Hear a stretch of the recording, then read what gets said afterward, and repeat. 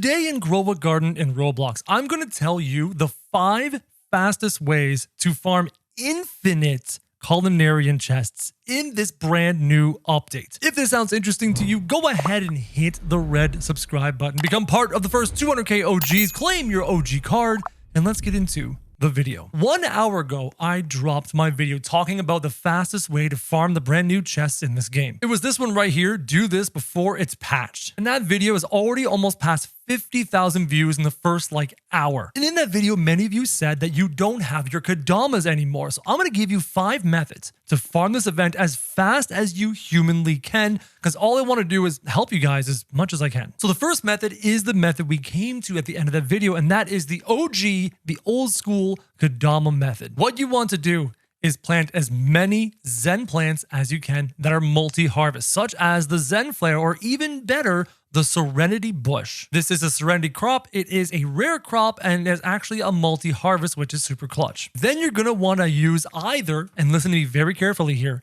either the regular Kadama or the corrupted Kadama. Do not mix and match the Kadamas and corrupted Kadamas. You're gonna ruin everything. I even pinned this information on the last video so everyone can see it, and it says, a user by the name of Power in the Dawn Discord server confirmed the following: 5 times transmutation is 100% chance of success. 5 times corrupted mutation is also 100% chance, but half of each is only a 76% chance of success. If you're going to do the Kadama method, choose either only regular Kadamas or only corrupted Kadamas. Don't mix and match, and have 8 of them. Then farm up all your Zen plants, have your corrupted or your tranquil fruits, give them to the pots, have a 100% chance of success, and then give them to the rat for your rewards. Now, to clarify something, if you look here, it shows you the odds of getting specific rewards. Luckily, the chest is the highest odds. One thing to make perfectly clear: it doesn't matter the size of the food you give the rat. It doesn't matter what mutations you give the rat. If you give him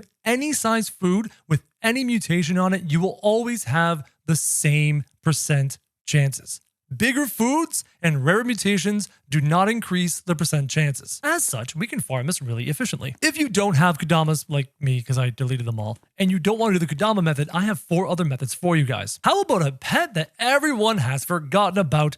The Raptor, the Velociraptor. This lovely little dinosaur has a very useful effect. There's a percent chance that the fruit gets amber mutation after collecting, and the raptor doesn't care what the fruit is. If you have a team of as many raptors as you can, and you fill your garden with, I don't know, the tomato method or any other plant with multi-harvested, every time you harvest a plant, it has a chance to get amber on it, and then you hand in all your amber plants. It's basically the Zen event with Kadamas, but instead you can just use raptors if you have raptors lying around. So you have the Kadama method, you have the Raptor method. What else do we do to farm up as many cheap, small plants as we can? And remember, you want them to be small, because if they're small, they'll cook as fast as 5 minutes. And as such, you'll be getting rewards every 5 minutes. We've mentioned Kadamas, we've mentioned raptors. Now we're going to mention our third method, which is a very underutilized pet, and that is the Kappa. The Kappa is an awesome pet from the recent eggs, and he states occasionally sprays water on all, oh god, I ruined it, all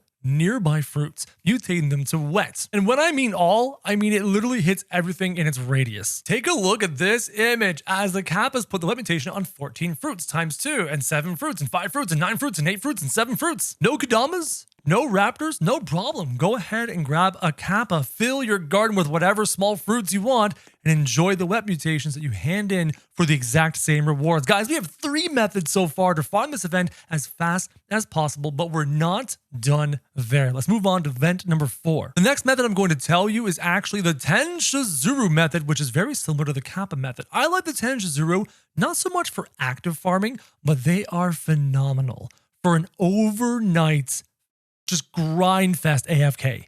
You set up your auto clicker and you stay active in the game overnight, and when you come back, you will have a garden filled to the brim with Zen fruits, just like I do. Flood your garden, put tomatoes everywhere in your garden, and you can use these lovely birds, or even the Kappas, or even other guys that drop multiple mutations all over the place, and you can come back after being AFK overnight and have all the fruits you're ever going to need to shove into that machine, shove into that pot, every 5 minutes for chances at chests. Oh, it's glorious. There's so many ways to farm this event like crazy, and I have another one for you. Event method number 5. This method doesn't even require a pet.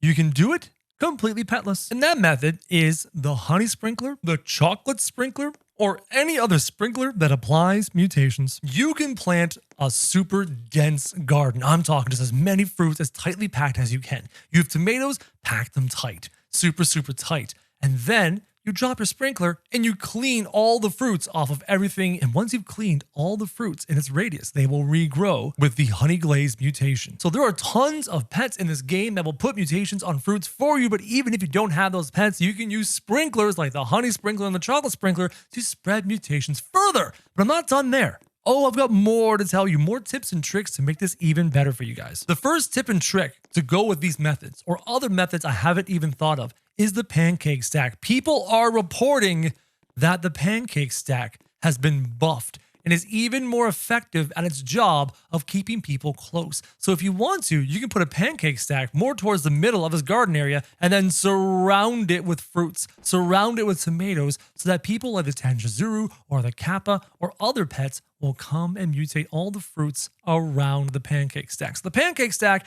is another piece of tech, another little trick you can do to increase your odds of having mutated fruits. Oh, and there's another tip to maximize your returns during this week of farming up these rewards. Guys, the Gorilla Chef, he's brand new. You might want to consider him. The Gorilla Chef is easy to acquire in this event that we're having right now. And it says as long as he has a cooking pot or a cooking cauldron, there's a 5 to 10% chance to duplicate the food you cook. As we all know, the thing that slows down the grinding in this game, oh look, my Tanjazuros are doing their jobs and mutating all my plants, thank you. The thing that slows us down is not the acquisition of the plants and not the amount of mutated plants we have. No. It's this cooking pot having to wait 5 minutes for it to be ready. But what would happen if we got it ready and instead of one fruit or one soup, we would have 2? Having a garden filled with gorillas will help increase the odds of you doubling up your production. And luckily, because of pet slots, you can swap your Tanjazuros out and then swap in an army of gorillas. The cooking chef, the Gorilla Chef, is going to be clutch during this event. Make sure you grab them when they come up in rewards. And where do you find them? Well, Mr. Rat that we're currently farming anyways, in the process of farming for the chests, you will have a chance at a Gorilla Chef right here. Oh, and there's another tip to make this even better, guys. Cooking Storm time. Use your Cooking Storm. Activate the Cooking Storm. And what happens? Cooking speeds get doubled.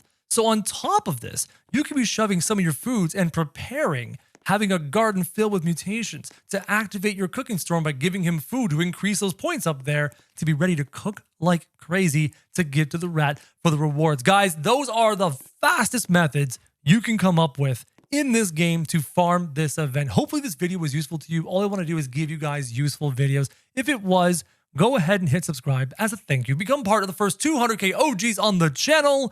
And as always, guys, thank you very much for watching.